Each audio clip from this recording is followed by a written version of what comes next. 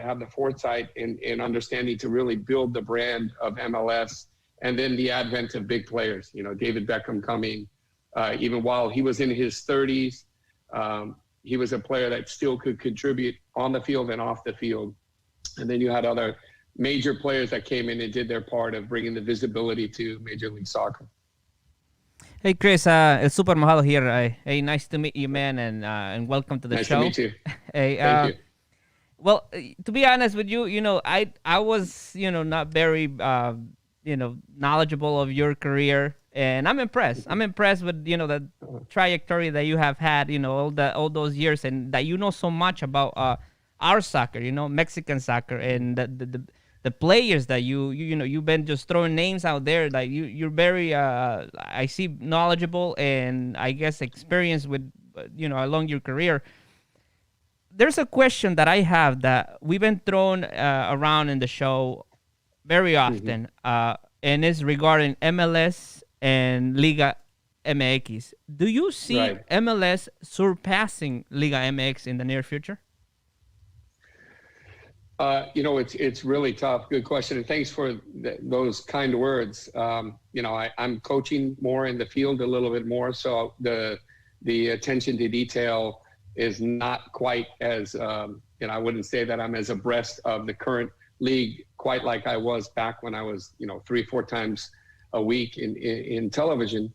But yes, I think Liga MX and MLS are kind of neck to neck, and the pendulum has been swinging, if that makes sense, where we've seen this huge momentum swing in Major League Soccer. And that's why you hear broadcasters like Faitos and Jose Ramon, and more importantly, who is the other one that says that the league is really taking off? Major League Soccer is going to surpass. I don't think that's going to happen. Because the infrastructure, the forces básicas of Mexico, the culture in how they cultivate players and develop players, they still have a head start in Major League Soccer, where I think that they covet the younger players and they have a path for them within Mexico to make it. And Jurgen Klinsmann said recently, a few years ago, he said Christian Pulisic wouldn't have had a chance at 16, 17 in an MLS club. He would have had to compete with some of the Mextranjeros that were coming over from Argentina, from Mexico, from Eastern Europe and so forth, from South America, Chile, and from Africa. But when he was in Germany, in Dortmund, he was in a perfect spot where actually they're built to develop young players and have them thrive. So I think that MLS still, there's a gulf. That's, to me, the biggest difference right now, that in Mexico is still a developing country or league, and also developing and exporting top young players, because the rest of the world is very keen on the youth teams in Mexico. And so they come right into the formation very well. We haven't figured that out correctly yet in Major League Soccer. There's still a lot to be desired, but that's why I think MLS has done extremely, that's where Liga MX has done extremely well and excelled. But they are getting closer. I covered CONCACAF Champions League, Joe, for 8 years or 10 years, we did that together. And, there was a few times when Dominic Kinnear was the coach of Houston. And Houston was playing Pachuca and Chaco Jimenez and La Chilindrina, Damian Alvarez, and that group of players, Andres Chitiva, and they had a loaded team. They played some amazing matches. And the coach was the goalkeeper, Calero. El Condor? No, the gentleman. No, the older gentleman. He's been around forever. Conejo Pérez. No, el profe. Oh, el profe. Mucho más viejo. Ojitos Mesa. Ojitos. Ojitos Mesa. Yeah. This is when Ojitos Mesa was there, right? Right. And what a rivalry that was. And, you go back and you see, but besides that, and maybe two other chances when Monterrey played Real Salt Lake, and then I think Montreal also against another team, the Mexican teams dominated. And was that more about the time in which they were playing? Because there was a summer tournament going in the same time where the Mexican teams, the Liga MX teams underperformed, and the MLS teams were catching them in mid-season.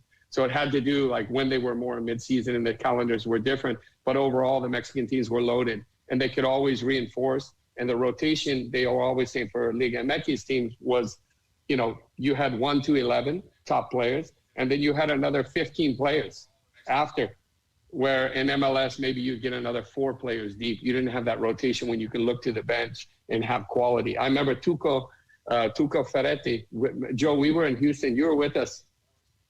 And Max and I went in the locker room, and he was sitting there before in the locker room, and he's had this game face on. We were going to go talk to him because I met him a few times, and he was friends with my agent, Pepe Garcia. And he had this look, like a killer look, and they were playing all second-team players, young 17-year-old kids cut in the veins, ready to run.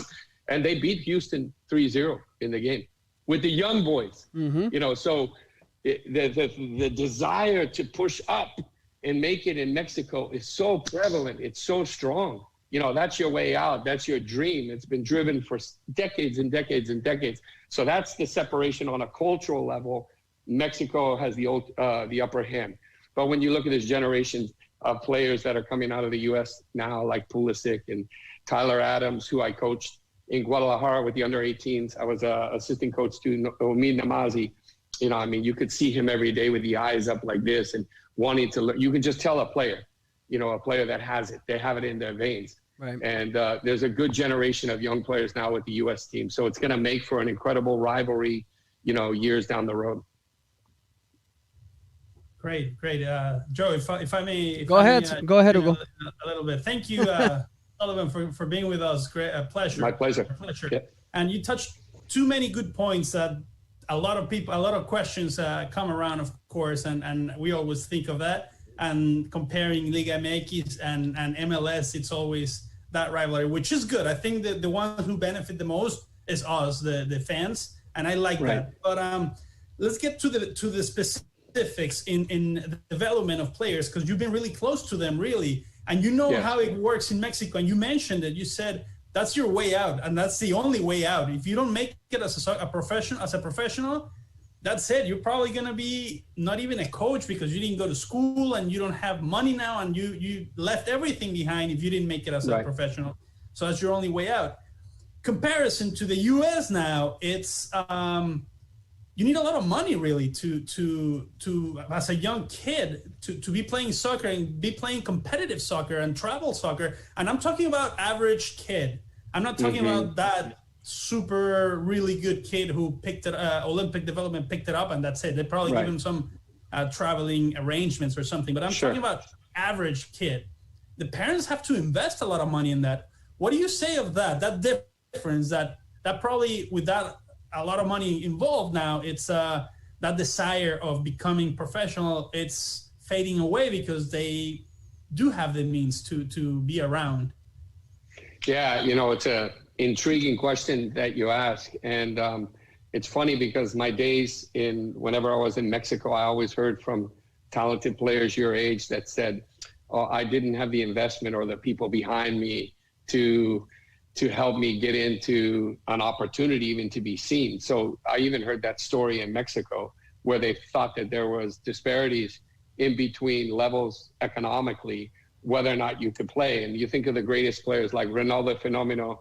When you go to Rio and you come in through the airport, there's a little concrete wall and there's a field there and it says, aquí nacen el Fenomeno. And he took a train or a taxi 2.5 hours every day to go there. And the story of, Claudio Suarez, who was a guest for you, I know from Pepe Garcia that he told me he was going, I don't think it was Cuernavaca, but it was in that direction that he said, hey, you got to get to training to Pumas, to UNAM. And Pepe helped them to get there because they see the talent. So the first thing is the identification process, right? I don't think, this whole thing pay to play is wrong.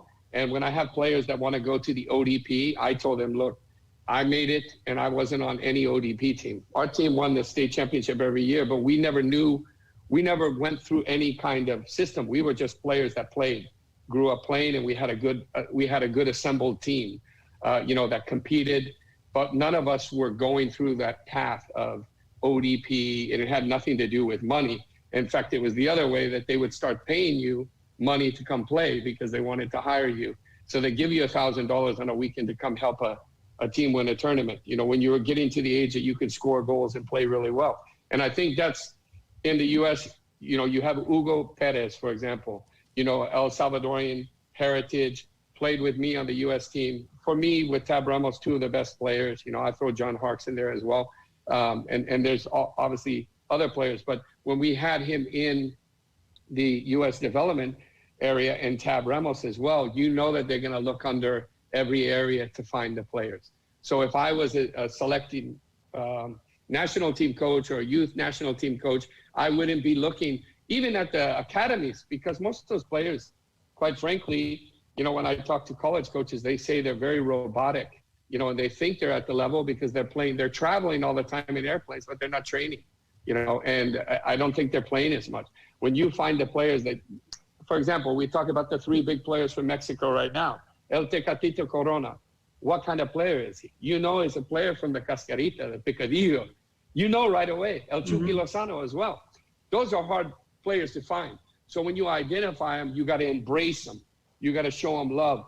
And then you got to bring them along. A lot of times they're missing the the training acumen that these other players that are very polished and regimented, they're very robotic, but that's exactly what you get. You get a lot of vanilla players in that regard. So you have to be able to identify the special players. It's very hard to pick out, but I think at the same point, you can't just bring it down to pay for play, because any sport, whether it's baseball, football, karate, martial arts, to be trained, they're paying money in that regard. We were lucky in our generation that we didn't have to do that, but now that generation is doing that. But you have to be able to decipher, to your point, and say, okay, these are the special players. And every time you watch a game, you should be able to find the catalyst. You should be able to find one or two special players that have the talent and go from there.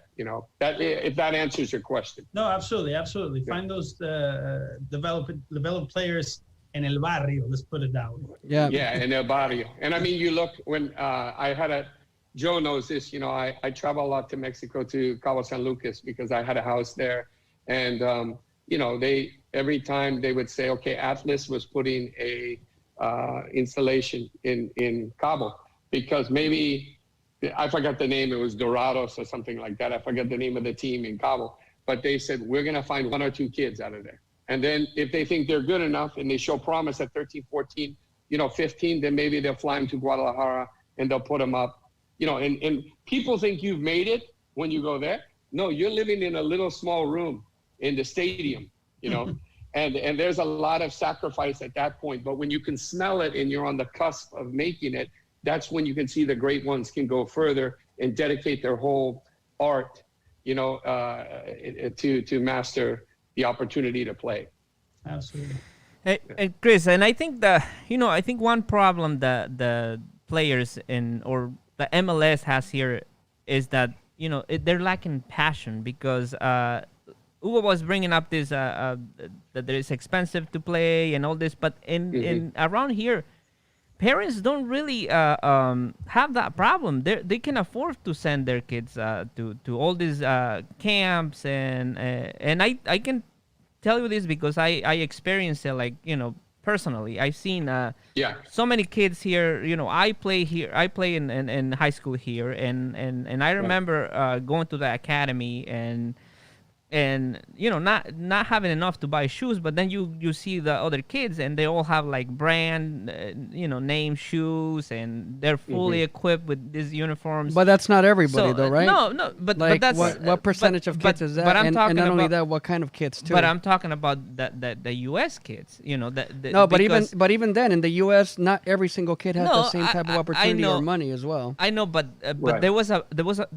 is a majority, especially here in Connecticut, that this Connecticut is not this state is not a poor state. There's a lot of money in this state. Well, it's the same thing in Northern Cal, though, right, Sully? I mean, in Northern Cal, a lot of people aren't probably struggling to go and play soccer, but in some of the barrios out in LA, some of their harsher neighborhoods. Well, that's what I'm trying to get to. You have this, like you were saying, Chris, earlier, all these players that are robotic, because they don't have to play to earn money, or they're not trying to earn money through playing. They're just playing because they it's like a I don't know, like a hobby, just a hobby. It's not a passion that they have, and that's comparing to like every other country, like in South America and Mexico and even in Europe, they have that passion, for the game. Right. And you see that here, but in other sports like football,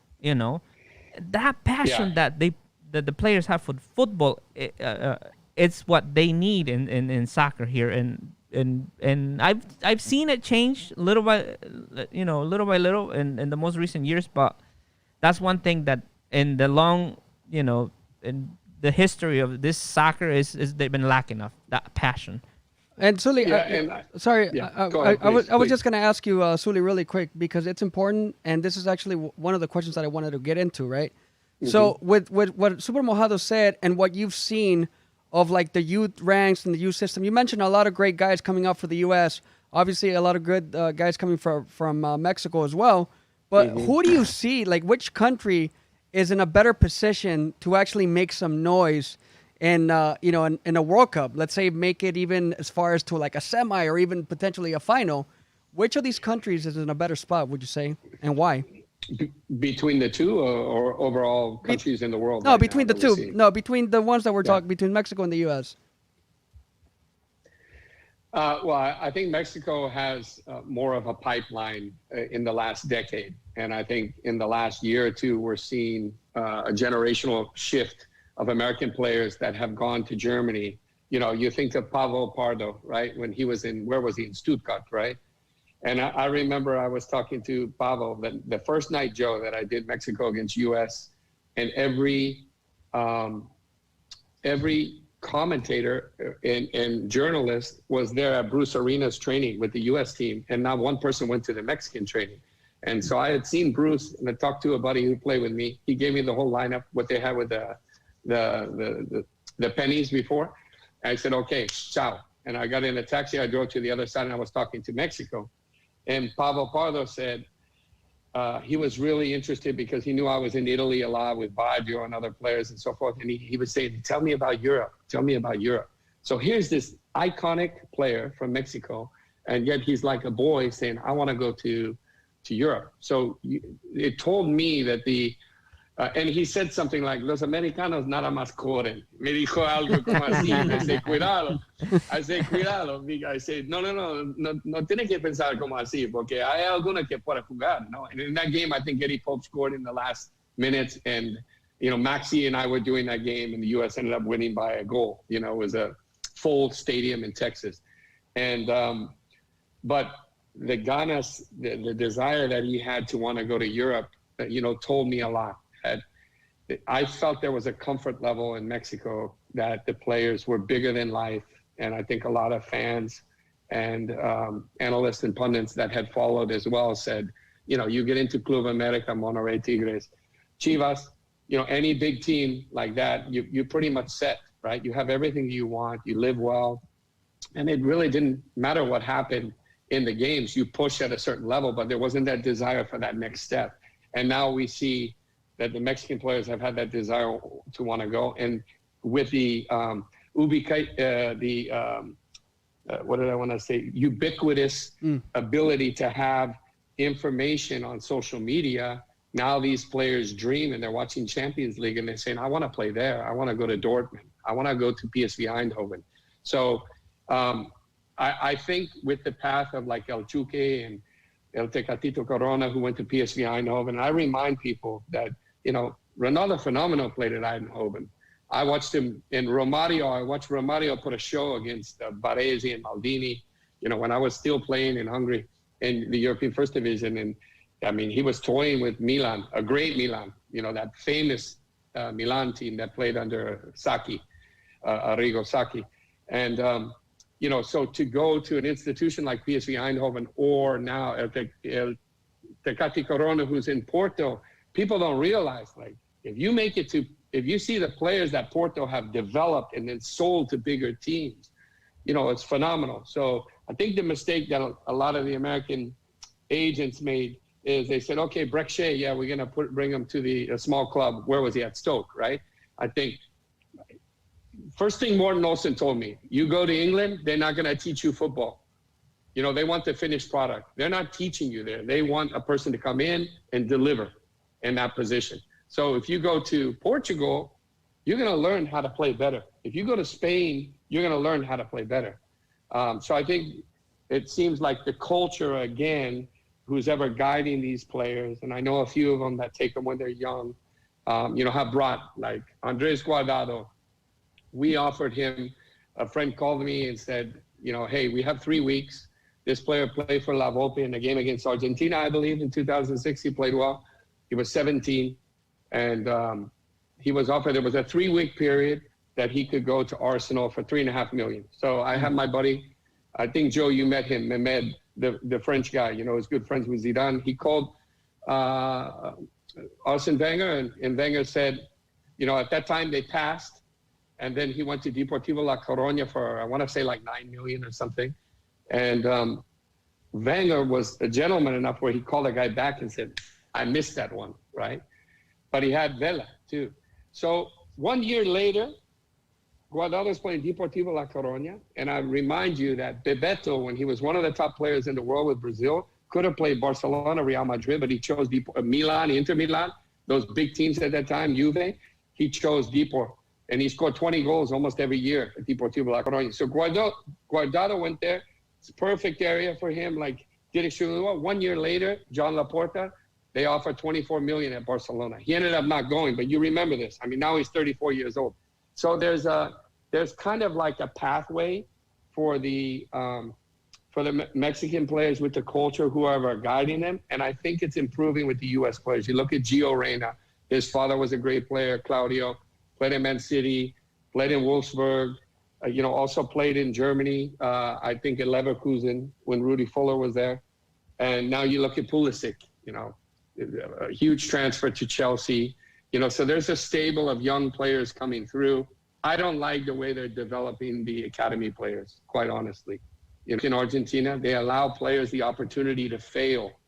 They allow you to make mistakes. You can't play perfect football when you're 15 years old and have it be structured. You jump back in the bus and you say, oh, it was 1-0. I touched a ball 4 times today, and I hit a guy in the head when we choque en el aire. That's not football.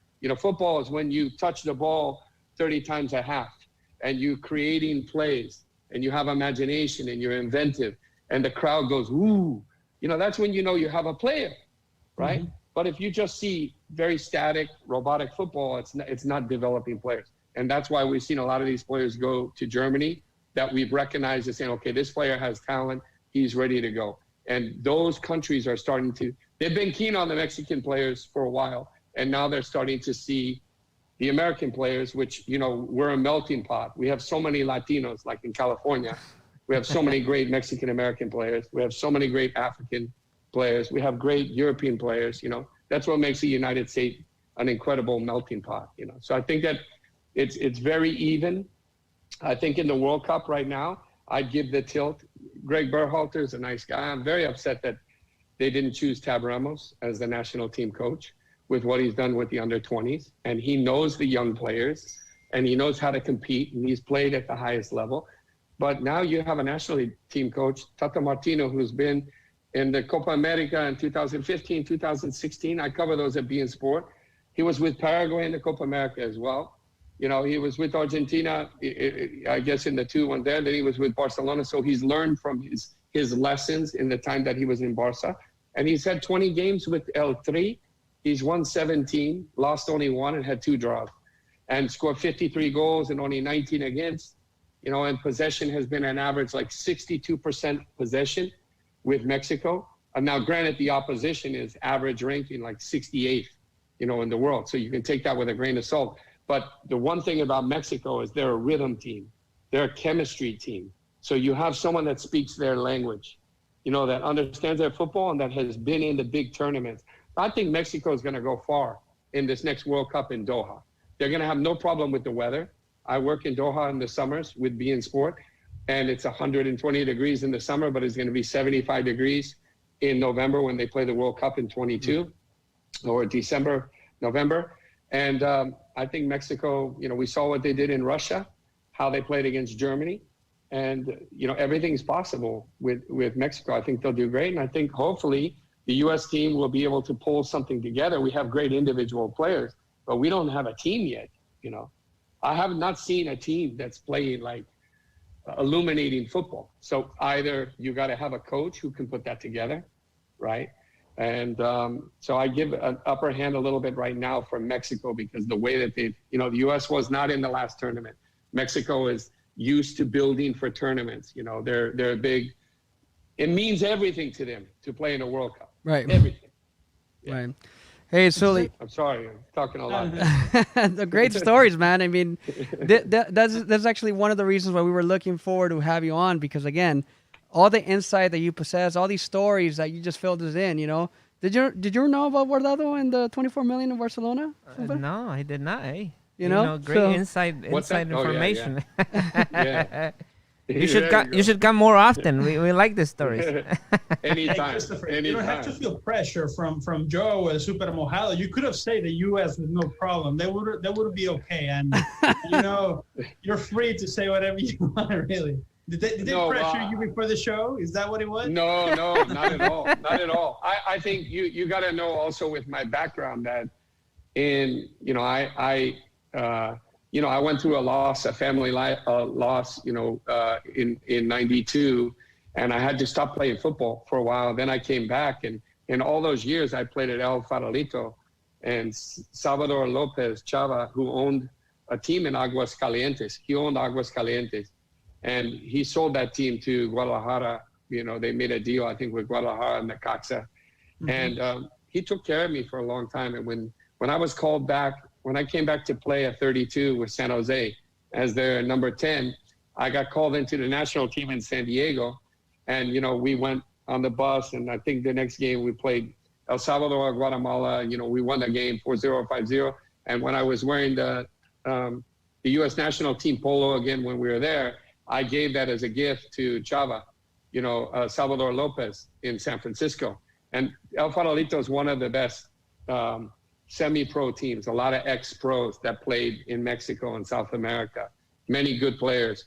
And so it was like a family to me. So I have a lot of respect for the Mexican culture, and I have a lot of longtime friends, that played in Mexico.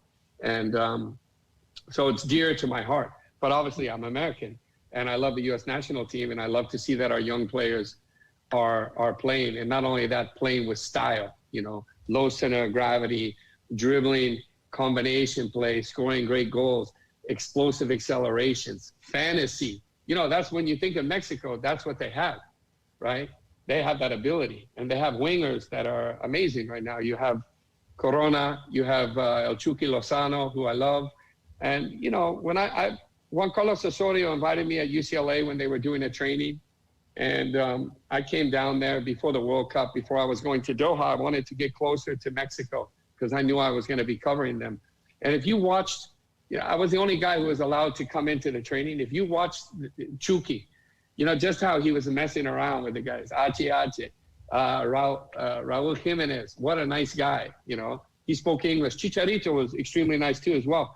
But to see these guys perform the way that they are and get the credit that they deserve, it goes to that connection that we talk about, the love and the desire for the game. But I do think that the U.S. national team players now that we're seeing, and I mean, if I talk about the old national team players, Roy Wegerle, Frankie Klopas, John Harkes, Tony Miola, Tab Ramos, Eric Winaldo, all those players had it in spades, because they grew up playing, on the streets and playing pickup. And so that love of the game is so important. I think we're finally seeing it come full circle. I don't know if that answers your question to where the two are against each other, because the game's not played on paper.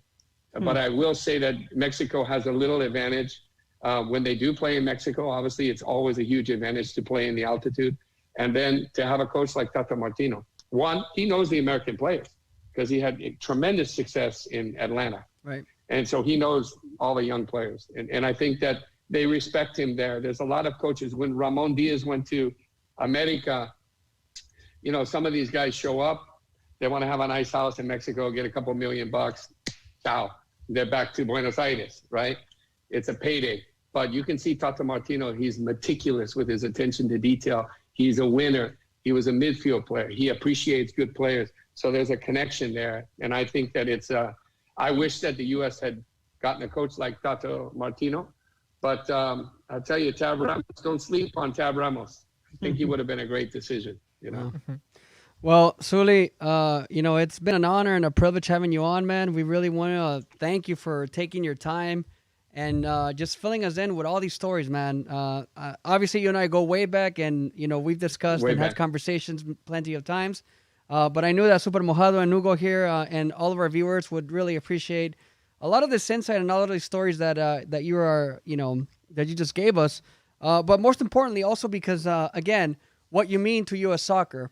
There's a lot of people out there that have done their granito de arena, and you're definitely one who has not just done a granito, but like a full sandbag of work to U.S. soccer, man. So kudos to you. Congratulations on that, man. And it's a pleasure to have you on, dude. It's an honor to be with all three of you. I really enjoy it, and I'll make sure that I'm listening to all your shows. And anytime you'd like to have me on, I'd love to come on. All right, man. Thank you, Christopher, for being with us. Thank you, Chris. It's a pleasure. All right. Well, I wish you guys the best. Well, that was Christopher Sullivan. You get the very famous virtual clap that only the cool people get. Super Mojado's still waiting for his virtual clap. But all right. So again, that was Christopher Sullivan. Sully, so we're gonna go ahead and pop up your social media here to make sure that people know where to follow you. Right? Perfect. Yeah. All right. Absolutely. And let's see. I want to make sure that I get the right one. I got the Instagram is Christopher Sully 10 at Christopher Sully 10 on Instagram, and I think my Twitter is at Sullivan Football. Perfect. All right. So again, everybody follow Christopher Sullivan, former U.S. men's national team player, a great friend of El Tri Online. Thank you very much once again for joining us. So what we're gonna do now is we're gonna take a short little break. And when we come back, we're going to quickly recap lo que pasó en la Liga MX. Así es que no se me vayan a ningún lado. Bello, we'll talk to you soon, man. Take care. Bello, you're the best. Love you guys. Take care. Take care.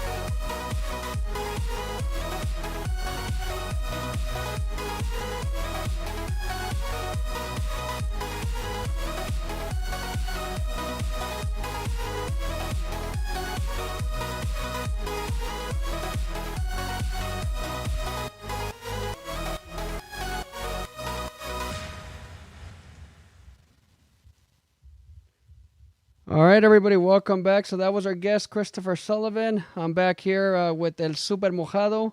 I am Joe Rodriguez. Guys, so it was really cool to have Sully on. He gave us a lot of insight, a lot of, just useful information that I think a lot of people end up just kind of forgetting about it because the history of soccer here in the U.S., it's relatively young.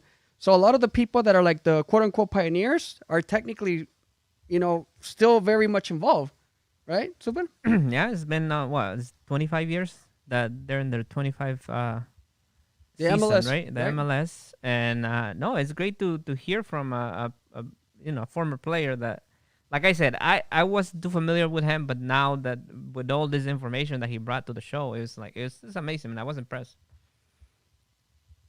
Hugo. Super, you can say it. You didn't know who he was. It's okay. I'm telling you, man. I don't know who half of the players right now for US are. Can you imagine going back to 92 or 90? Guilty of that. No. I did have to do a Wikipedia study about him a little bit before the show. No, obviously I looked for it and everything, but Mandos, he knows his stuff. For not saying another thing that I'm not allowed, maybe because Joe would get just say it, man. What the heck? No, but what I'm saying is he knows names. He knows exactly what he's talking about. He knows dates, names specifically. He remembers little details like Pavel Pardo telling him that, like Andrés Guardado, all that. Imagine Andrés Guardado in Barcelona. That could have been Andrés Guardado big time in there, which I still think he is. By the way, don't miss out this great story of Andrés Guardado.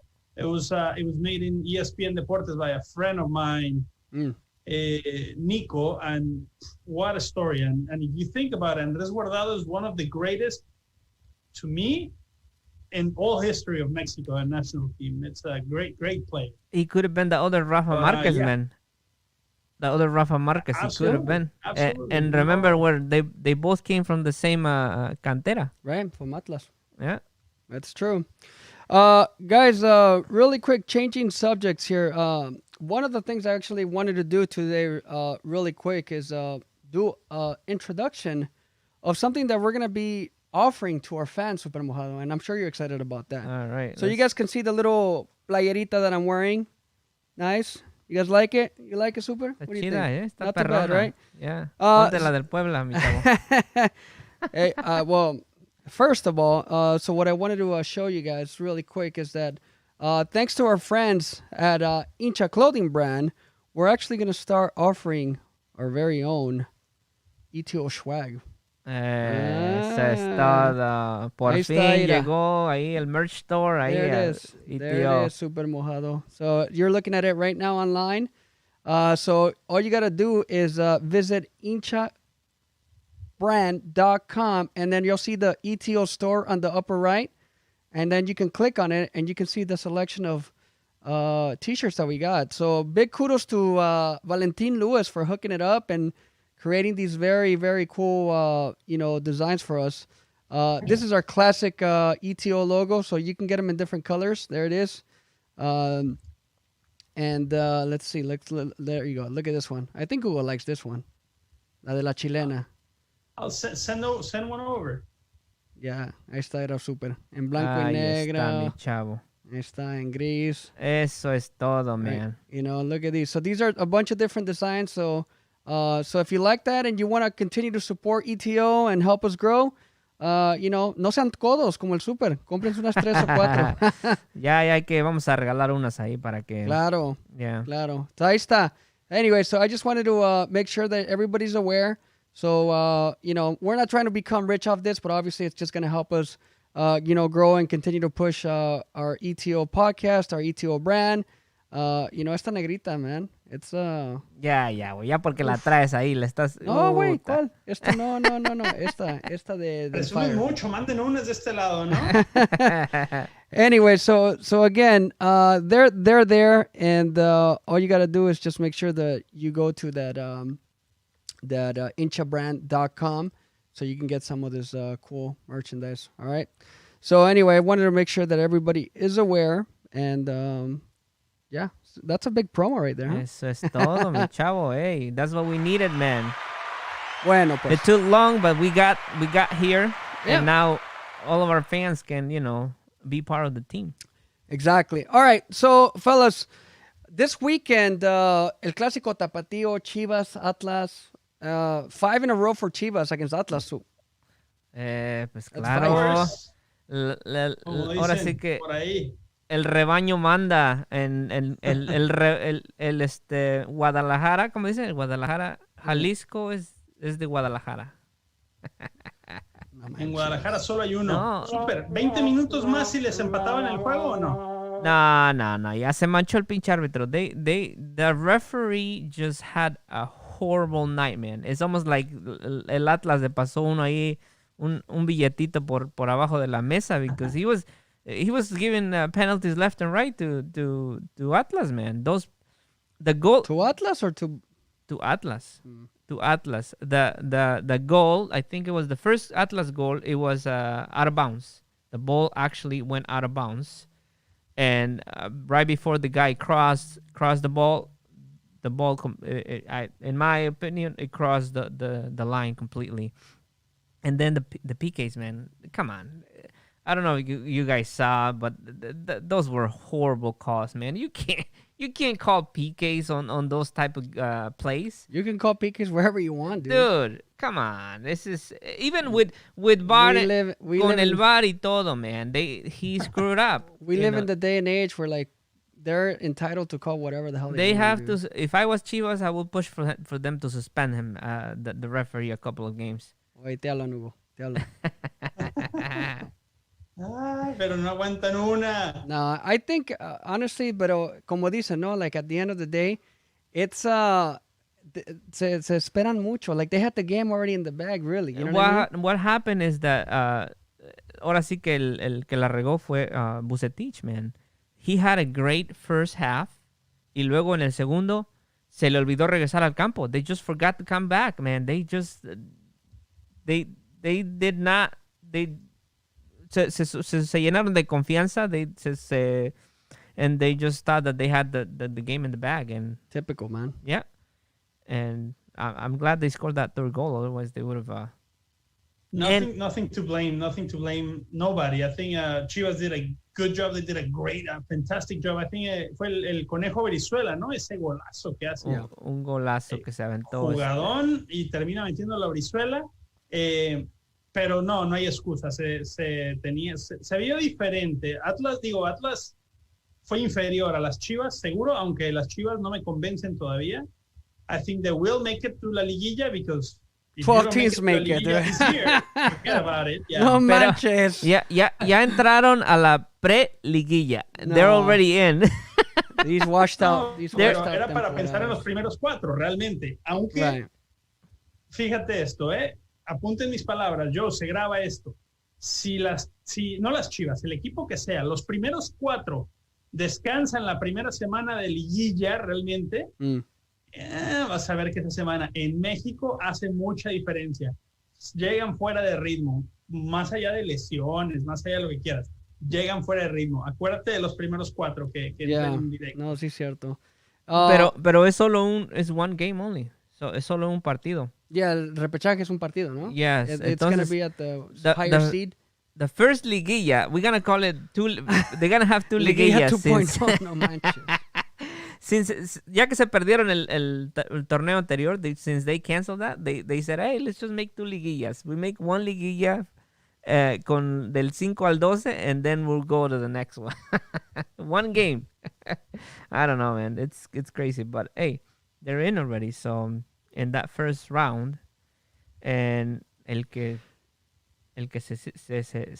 ahora sí que se la jalaron fueron los de Cruz Azul. What happened? Pues sí. En pocas palabras, ¿no?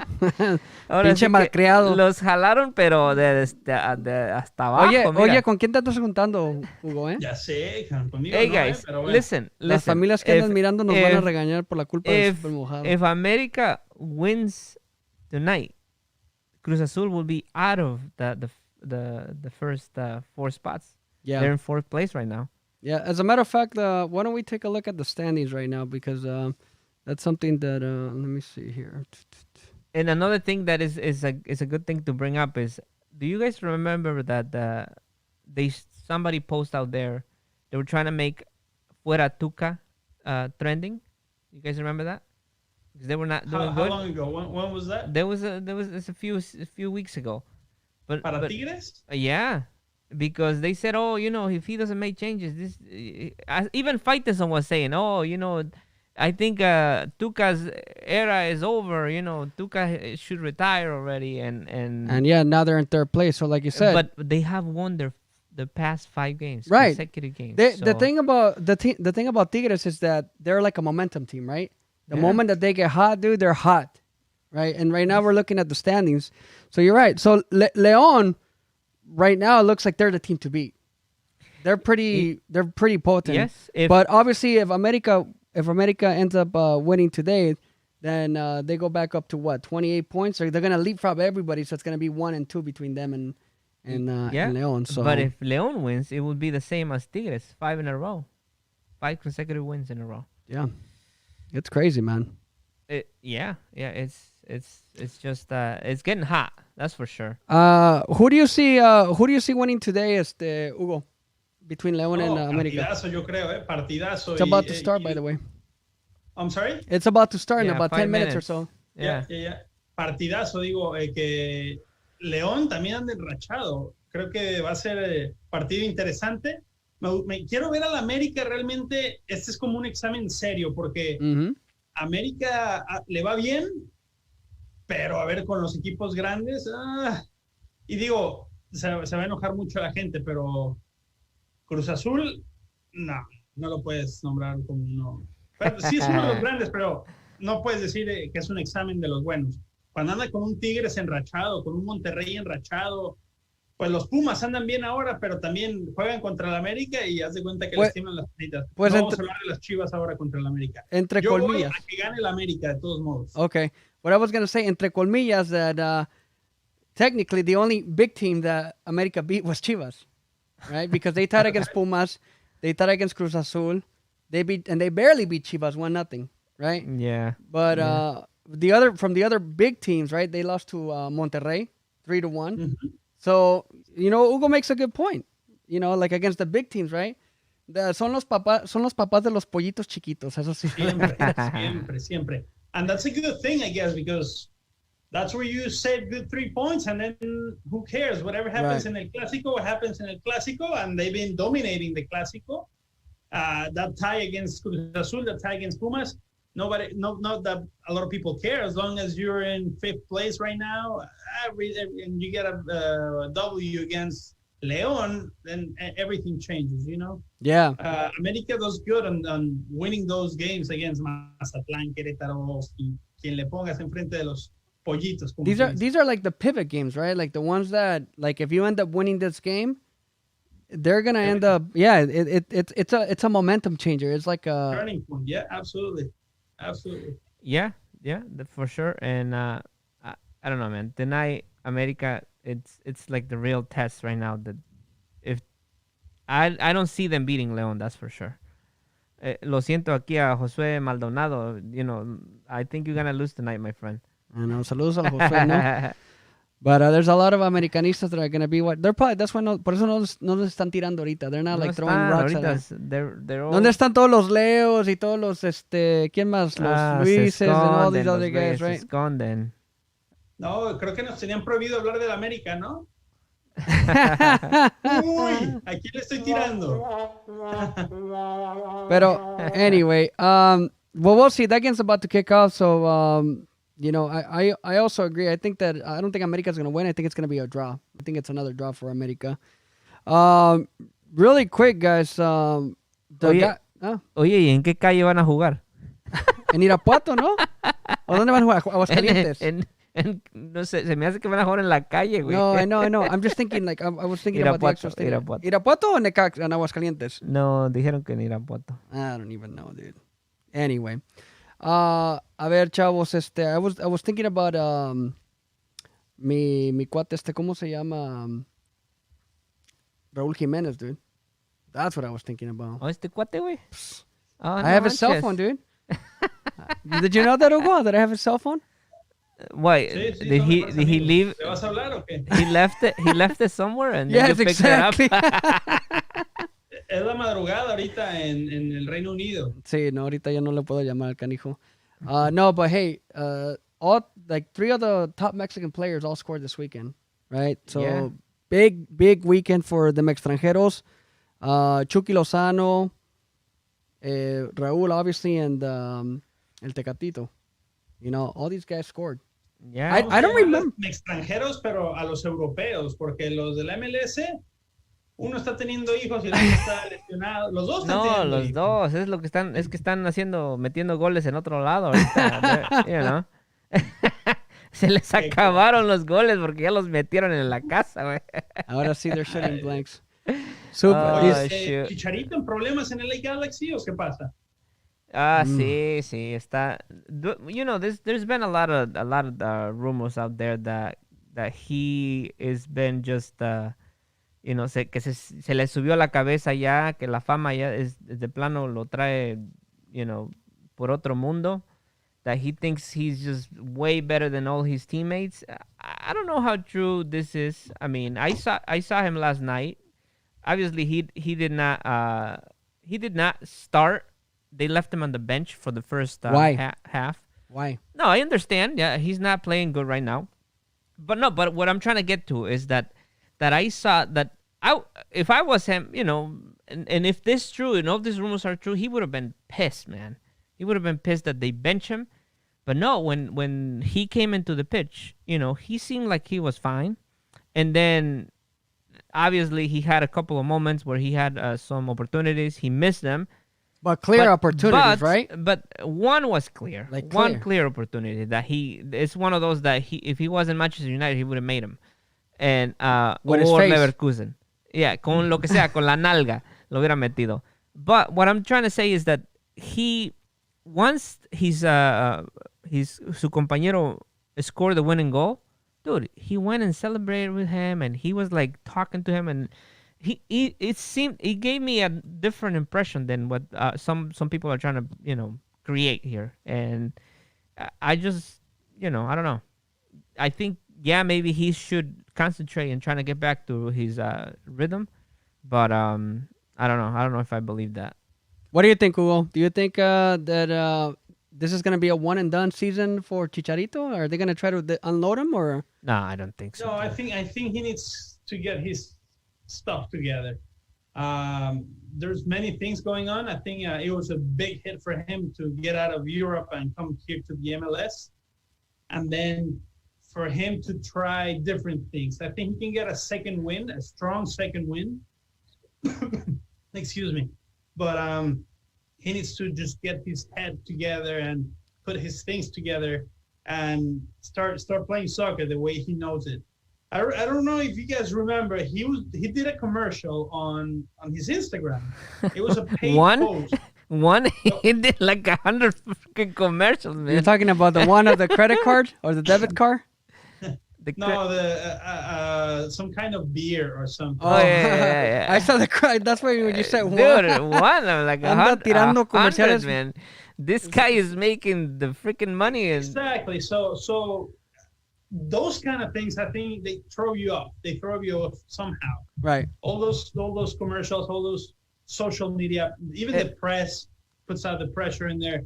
So it all depends on what he wants to do. I think he has it very clear what he wants to do. And now I think his priority is his family. And he's just charging a lot of money to the MLS. The year also, it came out completely different. So I guess he's spending a lot of time with his family. The season got interrupted. The whole thing was different. It's just been a weird year, man. I agree with you. So if you think about it, for him, it's going to be odd as well. And whatever he says about not hurting leaving Europe, he was hurt. He felt it inside. So that's one thing. If 2021 comes up for El Chicharito and he actually wants to go to 2022 World Cup and everything, he has a chance as long as he puts his shit together and starts playing soccer in MLS with LA Galaxy and they start getting results. No, That's yeah, the only solution. and we can't just blame everything on one player too. I understand that they brought him and he was like what happened to him is that they brought him and trying to replace Zlatan, and there's no way that he could have done what Zlatan did in this in MLS. Zlatan is just another kind of player. He's at a different galaxy, and Chicharito. Like I said, you can't blame everything on him because they did not reforzaron al equipo like they should have. The defensive just sucks. Their defenders suck, man. They've been allowing goals left and right, and you can't blame those goals on Chicharito. It's not just about you're right about like the defense. Well, Chicharito was not brought there to defend, dude. He was brought there to score goals. Exactly. And but that's when what you I'm don't saying. score goals, but you had an injury that left you out for like 3 months, 2 to 3 months, and then the pandemic started, and then the first injury that he had when he just came. So it's just been like really, really weird for him. Yeah, I think Chicharito. I mean, the Galaxy put a lot of money in this investment. That's the one thing, right? So it's a lot of money, and I mean, the reason why I asked Google was just because I was thinking about this, right? it would cost the Galaxy way too much money for them to give up on Chicharito. One, and I think also, you know, similar to Carlos Vela in a way, right? It took him at least like a good year to, you know, figure out the league.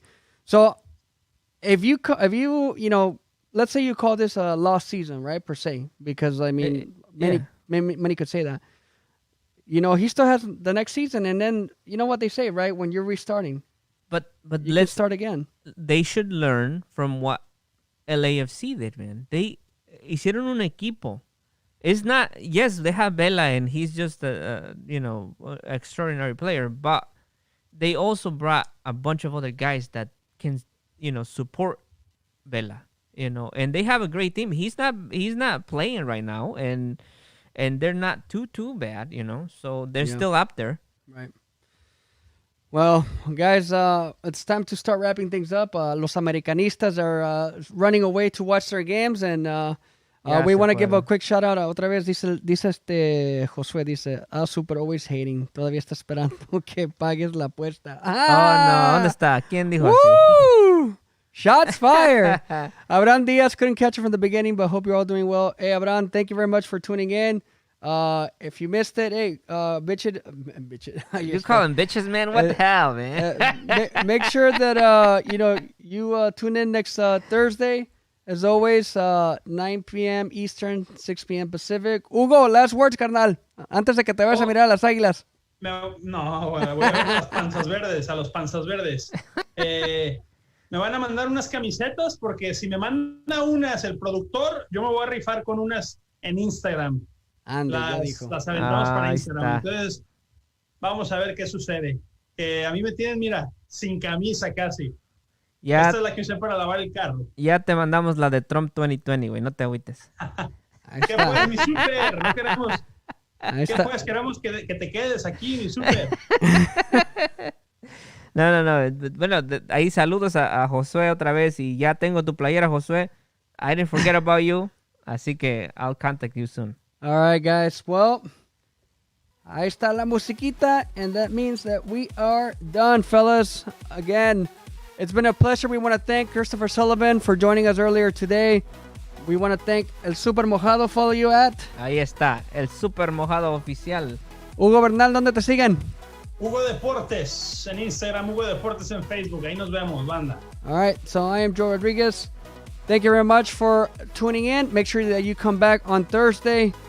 And again, ahí los dejo con el hincha clothing brand and the jerseys or las t-shirts. Make sure that you hook it up. Support La Raza, support ETO. On behalf of these two, thank you very much. Till next time, adios, chavos. Nos vemos, peace out.